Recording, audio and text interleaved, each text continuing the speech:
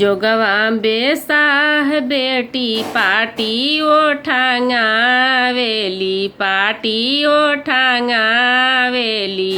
भाभी जे ले गईली चोराय सुन माई हो।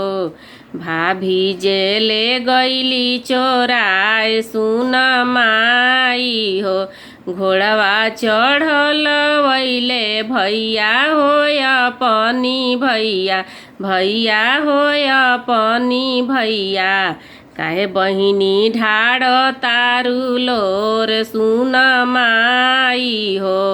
काहे बहिनी ढाड़ तारू लोर सुन माई हो।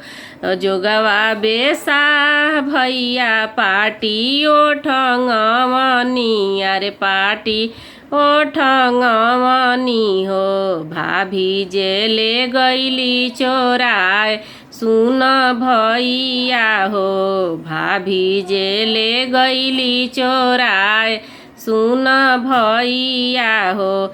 तोहरा के देव धनी सोने के कंगनवा अरे सोने के चायनवा हो।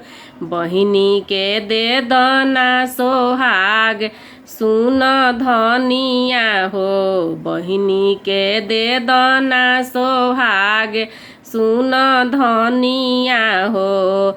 जोगवा बेसाह बेटी पाटी ओठांगावेली पाटी ओठांगावेली।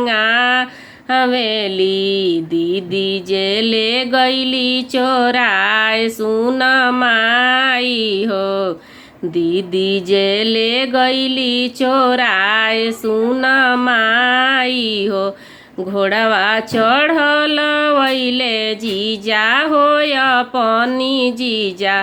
करवा चढ़ल वैले जीजा हो अपनी जीजा जीजा हो अपनी जीजा।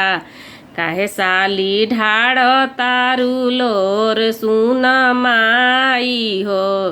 काहे साली ढाड़ तारू लोर सुन माई हो।